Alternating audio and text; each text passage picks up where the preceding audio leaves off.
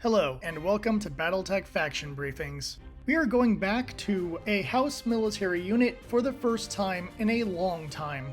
This time we are discussing a unit that was nicknamed Dragon's Bane and Heart of Avalon, names they would carry through a very long history. They are one of the longest surviving members of the Avalon Hussars, and have a strong battle record considering what they were up against throughout the centuries. Today, we are looking at a fan request, the 17th Avalon Hussars. The insignia of the Avalon Hussars is a sword placed upon a gold shield. Each of the Hussar units has their regimental number placed on the logo. The background of the emblem has changed over the years, from a very basic design to a slightly more fancy design. All members of the Avalon Hussars use light gray as their main paint color. The secondary color changes based on the unit. For the 17th, crimson is their secondary color. The Avalon Hussars have a long history from the Age of War all the way up to the Dark Age. If you want to avoid spoilers, then go to the time listed. The origins of the Avalon Hussars date all the way back to the Terran Alliance, when they were made up of Marines stationed on New Avalon. After the Terran Alliance was reformed, the soldiers continued to protect the world, and over time, would pledge their loyalty to House Davion. In 2317, they were christened as the Avalon Hussars.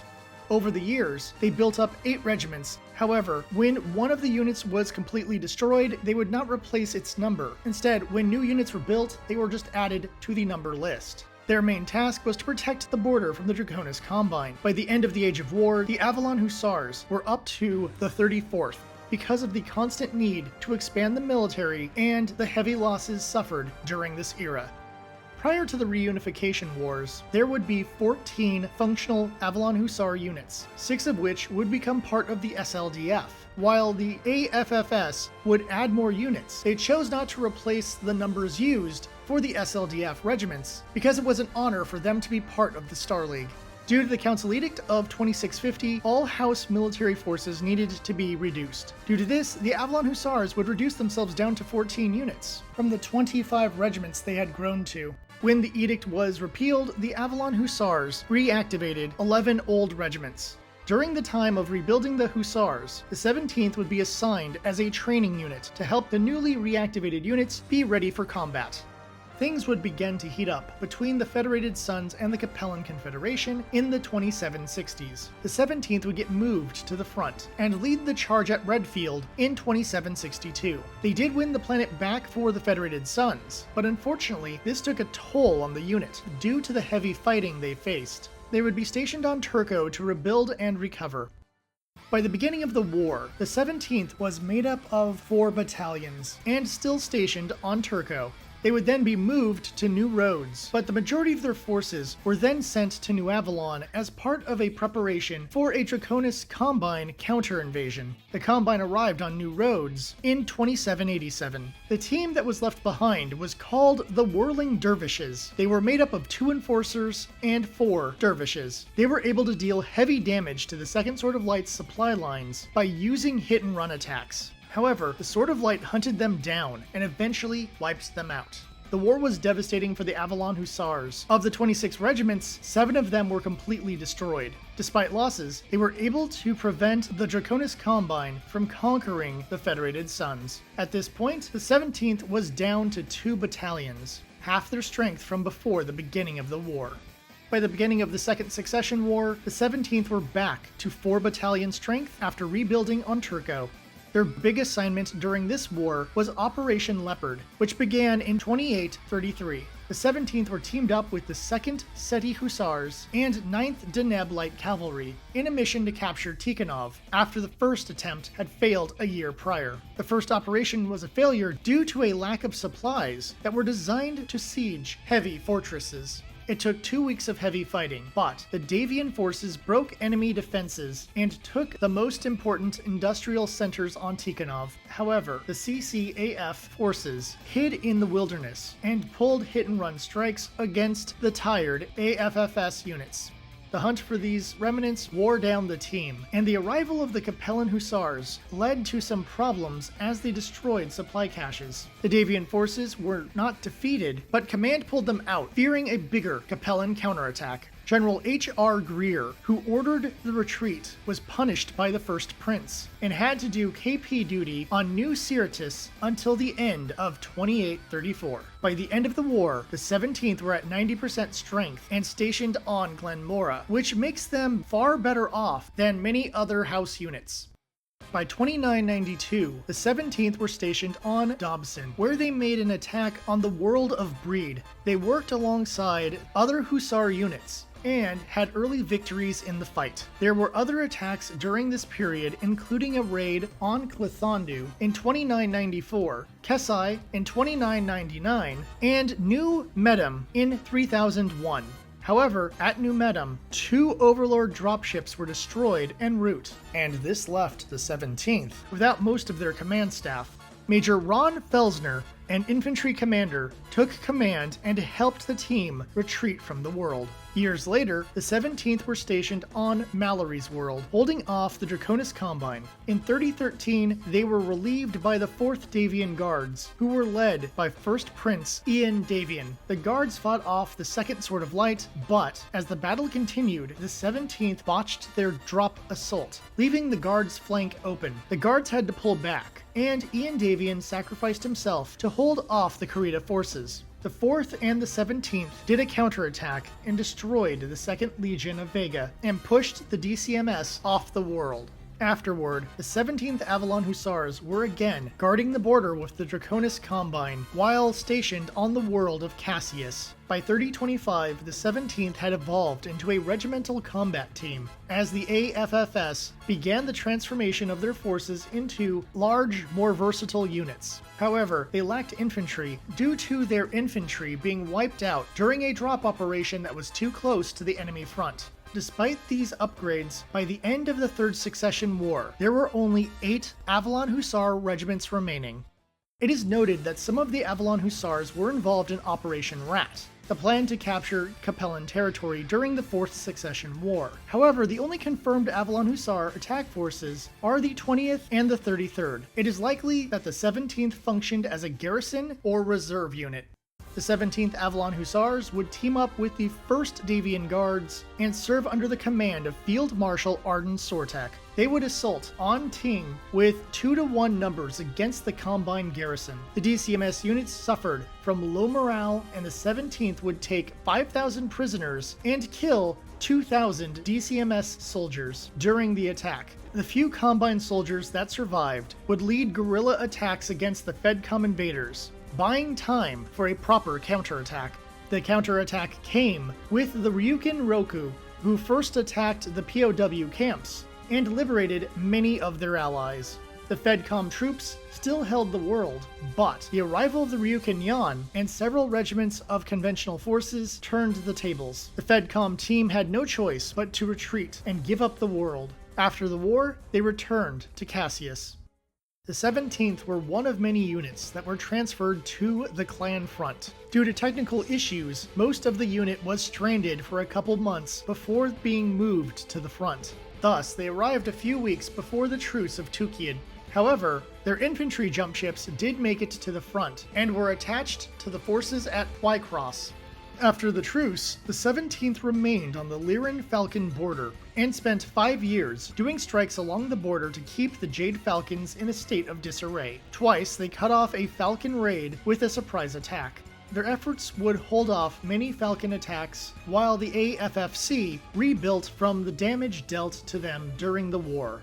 They were transferred back to their base on Cassius in 3057. Their status on the Combine border prevented them from getting involved in Operation Guerrero, the Merrick Liao offensive into the Federated Commonwealth. However, they were angry at the First Prince, Victor Steiner Davion, due to his lies that led to Operation Guerrero, and his alliance with the Draconis Combine as part of the new Star League. Then, when the attack against Clan Smoke Jaguar was planned, the 17th would have more reason to be annoyed with the Prince. The 17th remained on Cassius, but their jump ships were used in both Operation Bulldog and Task Force Serpent, which left them stuck at their base and waiting for replacement jump ships. Prior to the start of the conflict, the 17th Avalon Hussars were stationed on Cassius. Before the Civil War officially started, they became part of Duke Sandoval's invasion of the Draconis Combine. They attacked on Ting and had a quick victory. As the push into the Combine territory continued, the Civil War would get heated up, and the commander of the 17th declared their unit to be neutral instead of siding with either faction. The next target was Matsuida. There, they battled the 2nd Gale Dawn regulars. The 17th pushed them into a city, then used a 3-pronged drop operation to surround their enemy. However, unknown to the Hussars, the 7th Ghost was on world, and they crushed some of the smaller 17th squads during the drop operation. The Gale Dawn regulars were heavily damaged, but the attack by the 7th Ghost helped them escape. The 17th gave chase to the DCMS forces. The 17th was able to draw out the 7th and destroy them. Then they used infantry snipers to take out Gale Dawn officers to end the fight quickly. The 2nd Gale Dawn did a full rush as a counterattack and were wiped out completely. It was only a few months later that the 12th Gale Dawn regulars and Ryukin Go arrived to work up the remains of the 7th Ghost as part of the counter-invasion. The Ghosts used hit-and-run attacks, and the arrival of the DCMS reinforcements rallied the civilian population. The regulars and Ryukin cornered the 17th, and the Ghost came in from behind. The attack overwhelmed the 17th, and they had to retreat back to Anting while taking heavy damage. Sadly, the return to Anting would not provide respite for the 17th.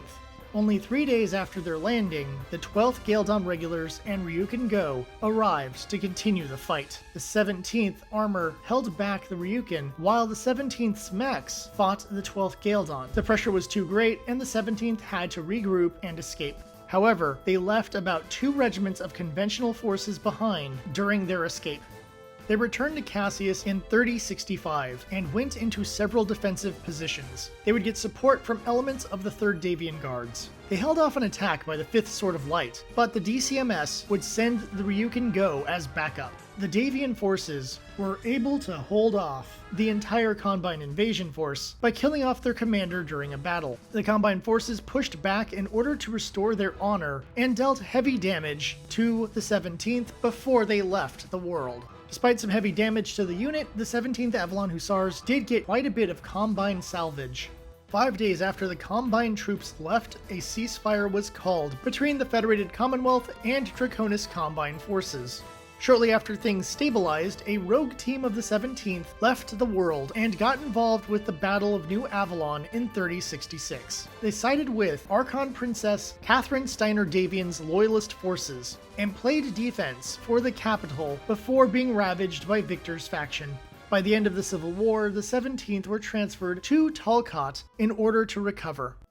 The 17th Avalon Hussars remained on Talcott during the Word of Blake War. They defended the planet and its factories.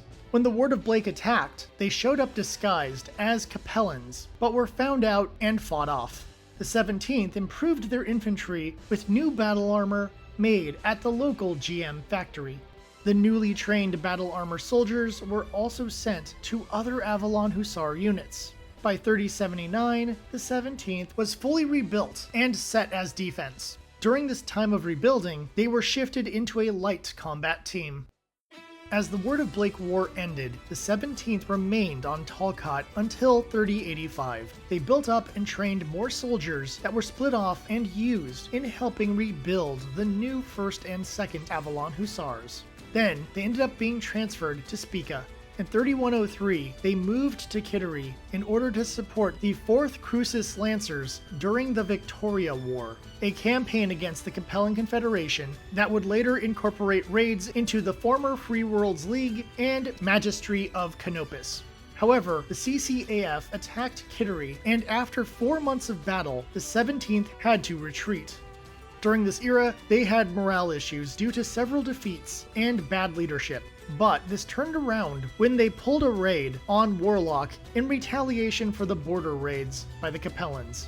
During the raid, they dealt heavy damage to the 1st St. Ives Janissaries. After the HPG blackout, the 17th were forced off Spica as the CCAF continued their invasion. the team pulled back to 40 Mile and were attacked by the 2nd St. Ives Sentinels. This was a revenge attack for the damage dealt to the St. Ives Janissaries. The 17th were caught off guard, their mechs and battle armor took heavy damage, and enemy aerospace was able to destroy one of their fully loaded dropships, filled with armor units and munitions. The 17th fled into the mountains and got hunted down by the Sentinels. By 3145, the 17th Avalon Hussars were no longer an effective fighting force. With the fall of New Avalon in 3146, there were no supplies to help them rebuild. While they are not gone, the lack of supplies and mismanagement of the AFFS has put the unit's future into question. The 17th Avalon Hussars are the typical Federated Sons unit. They show up in some major battles, but in the end, they are just a part of the overall military forces of the Federated Sons. Their biggest contribution to history is surviving, as most Avalon Hussars do not have the length of service that the 17th can boast. Odds are they will come back from their low point, but if they don't, they will just be replaced like all the other dead Avalon Hussar units. Due to the long history of the 17th, there are some notable pilots, but there's very little information about the team overall. Eugene Drivers. He was the commander of the 17th for a short time, between 3010 and 3013. He was transferred to the command of the 4th Davion Guards when their commander was killed in action. He piloted a medium command mech. Kev Evans. Orphaned in the Third Succession War when Bennett was attacked. He took command shortly after the Klan invasion and continued during the Word of Blake War. He decided to remain neutral during the Civil War and instead joined the attack force that hit the Draconis Combine. He kept his unit alive even during major counterattacks. He pilots a medium command mech. Cassandra Dizwiba. She would be the first company commander of the 1st Battalion of the 34th Avalon Hussars in 3014. She became a major in 3020, and by 3062, she was the XO of the 17th. She took command of the 17th after the Word of Blake War. She piloted a Hussar. Damon Zibler. He was a mech warrior that rose up in rank and became the leader of the 17th in 3116. He earned the Silver Sunburst for rebuilding the skill of the unit and leading them to victory at Warlock. In 3122, he retired and moved to town, becoming a Republic citizen. Then, in 3133, he took command of the Town Defense Force. He piloted a medium or heavy command mech. Pakpao Sutikul. He took over as commander in 3122. He continued the tradition started by Zibler to keep the unit strong. However, they were still overwhelmed by the Capellan forces in 3144. By 3145, the 17th was in need of supplies and repairs. Even Pakpao's personal mech was lost. He piloted a medium command mech. Conrad Warrant. A First Succession War company commander who led a team against the Draconis Combine, harassing them on new roads. His team was so successful that they were used as a propaganda tool even after his death. He pilots a dervish. Ron Felsner. An infantry soldier who was recognized for his skills. Over the years, he would rise in rank, and in 2999, he earned the Diamond Sunburst Medal. In 3001, the death of most of the command staff made Felsner take command and hold the unit together as they retreated. He got promoted to Lieutenant General and put in command of the Alcyone Capellan March Militia. Sarah Blair. A pilot during the Civil War era who was the second in command of the 3rd Battalion. She took command when her commander died on Cassius and was able to lead her troops against the Ryukin Go. She held her own against the Ryukin commander. She would also finish him off at the final battle with the DCMS. She pilots a bushwhacker. The 17th Avalon Hussars were a medium-weight unit that was known for being able to coordinate their land and air strikes to great success. The Avalon Hussars are meant to be a quick deployment unit. The 17th's ability to do that was based on their various formations.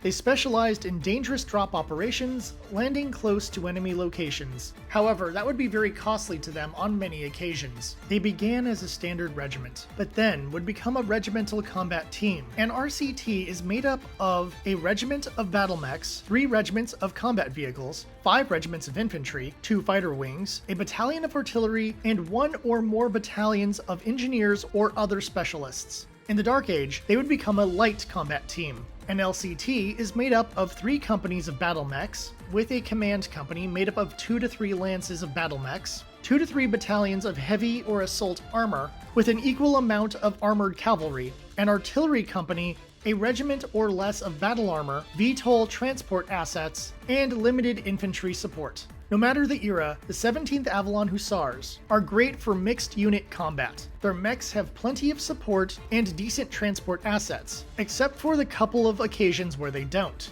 Despite that, they tend to have high-tier equipment and Draconis Combine salvage, giving them a more unique composition for a Federated Suns unit.